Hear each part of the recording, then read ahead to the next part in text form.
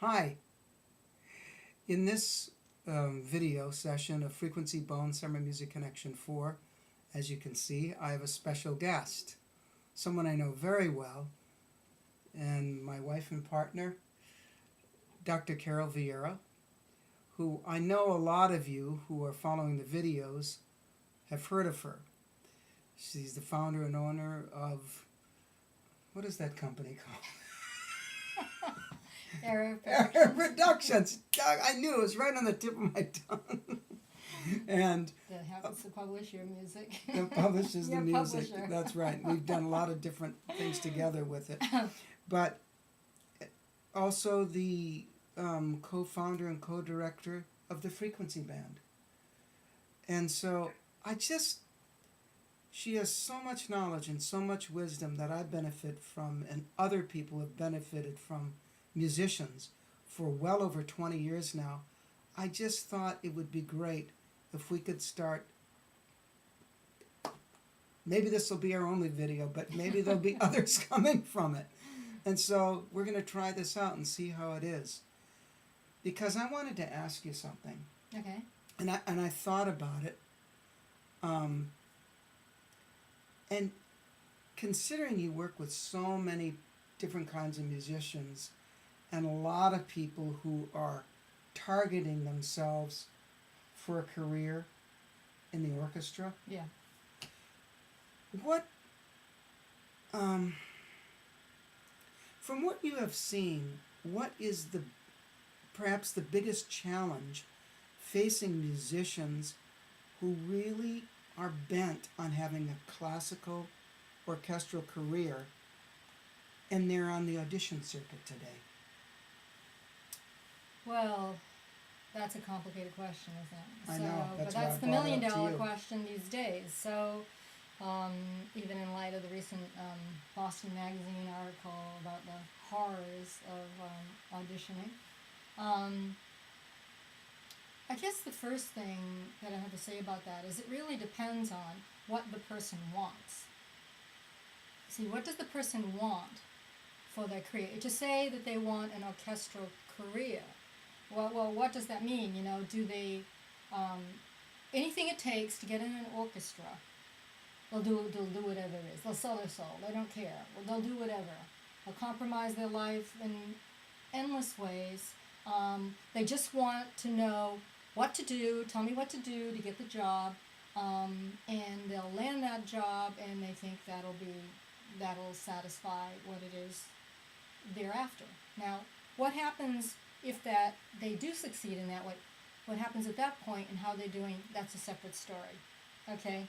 Whether or not it actually satisfies what it is they think they're after or not is a separate story, because basically that's how they're targeting themselves, that's what they think they want, and that's what they're going to put all their time into.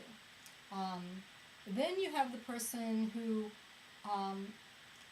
wants to play in an orchestra.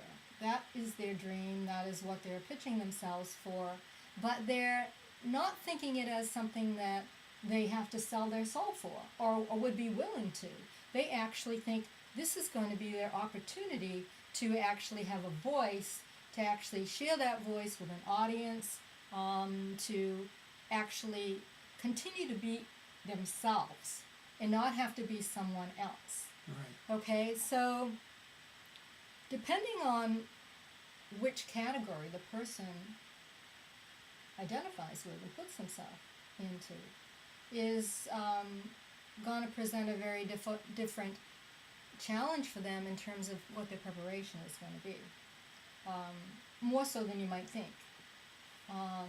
Obviously, both cases, you have to know your material, you have to have really good technique, you have to have prepared quite a bit for the situation of what you're going to be putting yourself into.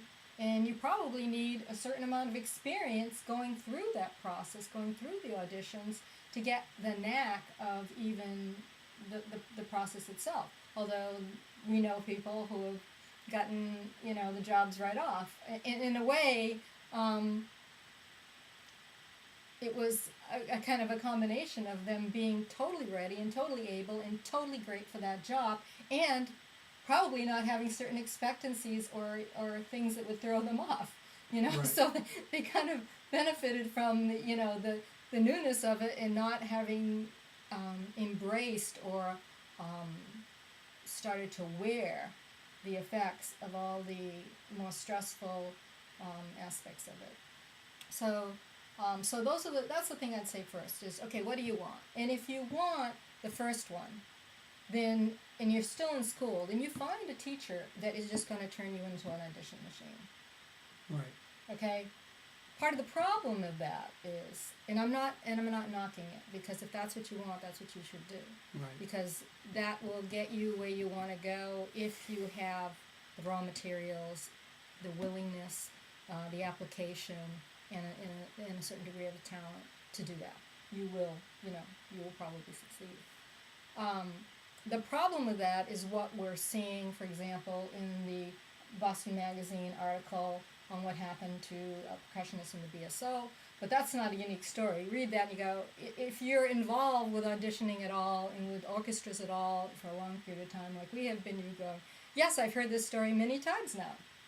And this brings me back to something I've been saying for years, which concerns me very much, is that by going that route, classical musicians are fostering their own extinction, because they become very excellent audition-taking machines, but they actually can't play in the orchestra. They actually can't integrate in the orchestra, or to the degree that they are able to integrate in the orchestra, it could be because someone else like them happened to be in the orchestra, and then it changes the whole of what an orchestra is. The orchestra becomes a collection of excellent audition takers, and so then the product you're offering the audience is, how would you all like to come and pay money and hear a group of people play orchestral excerpts for Mahler 3 in an audition? Right. You play an audition. Come and play money to hear an audition. Now, Right. that is very different than come and hear a group of people make music. And now, that is not to say that people do not make music in auditions, but it's becoming less of the concern over whether or not you can be a really good, technical, accurate, don't miss, be solid as a rock machine. And that can really have a lot of wow factor in it, and a lot of audition committees are wowed by that, and you can understand why, because they're listening to all these people, varying degrees of fitness to even be auditioning, unless they've done a tape round and some screening ahead of time. But a lot of times you'll get a real mix in an audition. They're listening to person after person. They start getting listening fatigue. They're starting to get irritable. Who knows how much they even like each other, but they have to be there. They didn't necessarily want to be on the committee. There's a million things going on, right? Yep. Meanwhile, and this actually ties into something that I've thought of recently, and I told you about, that an audition is an interesting situation because you're playing for an audience that doesn't want to be there. The audience, the committee that's listening to you is basically people who don't want to be there. Could be on their free day. It could be on their free... Oh, yeah, exactly. It probably is. So probably, we know it's on other time. And most people taking the audition don't want to be there. So here you are playing in a circumstance that you don't want to be there for people who don't want to be there and listen to it. So what is the acoustic that's created for your music making in that situation? But anyway, but I got off on something, so take me back to where I was, and I spun off on this playing for people who don't want to be there. So Can I yeah. just say a little something about that? Yeah. There's probably at least a couple that want to be there, right? Like Oh, the right. people who are in that particular section. Well, Like if it's an they overall want to audition. be there because they want to know who's going to end up sitting next to them. But they Exactly. don't necessarily want to be there. Oh, this is fun. Let's listen to person after person after person after Right, person. I see what so you okay, mean. this I'm now remembering where I was. So in the context of that situation, um, everything starts to sound the same. And the fact of the matter is, if any of us are going to be honest, prelims are a crapshoot, and you could be the best person there and get spit out right in the prelims. So it's a really difficult situation. So unless somebody really stands out in some way, and a lot of times this recent way that someone can really stand out is that they're such an impressive technical machine, and they're not playing enough music for you to say, well, wait a minute, where's all the music? Because they're playing excerpts. They're not playing in the context, and they might do something musical that catches you, or if they are musical, they might, make a little mistake or whatever, and then you go, well, yeah, but that guy, he was perfect. And somebody is just so impressed, like with another athletic feat, so impressed by the fact that somebody can get up there and be so solid and accurate and powerful, or, what all the things it might be, depending on the instrument, different, sections are going to be wowed by different factors. But Right. we're going to talk about trombone. So, sometimes it is that really impressive athlete that gets the attention and gets passed on, and that somebody who could be much more musical or whatever doesn't. That doesn't necessarily get rewarded in the same way if they nicked a couple things. Do you have somebody who can do all of that? Yes, sometimes on a good day somebody can, but it's a difficult situation. So I think we've already taken 11 minutes and 40 seconds, so maybe we can continue this at another time. Sure. I have some more questions for you. All right.